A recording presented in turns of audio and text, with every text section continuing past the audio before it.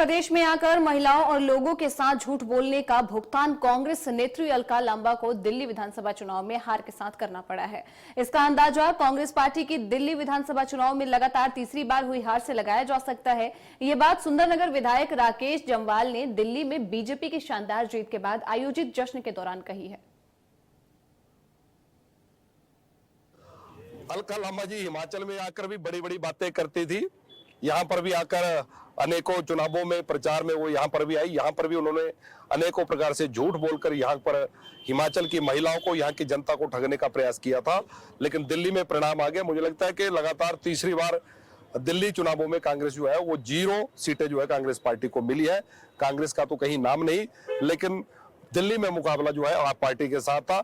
लेकिन आप पार्टी के प्रमुख नेता केजरीवाल स्वयं चुनाव हार गए। ये इस बात का प्रमाण है कि आपका अस्तित्व दिल्ली नहीं पूरे देश से खत्म हो चुका है।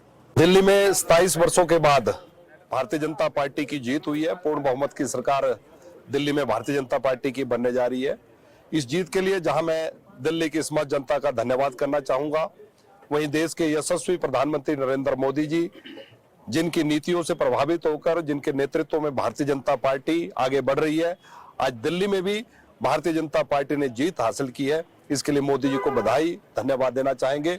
उनके साथ आदरणीय अमित शाह जी, देश के गृह मंत्री, भारतीय जनता पार्टी के राष्ट्रीय अध्यक्ष, हिमाचल के सपूत आदरणीय जगत प्रकाश नड्डा जी, सभी केंद्रीय नेतृत्व को बहुत बहुत धन्यवाद, बहुत बहुत बधाई।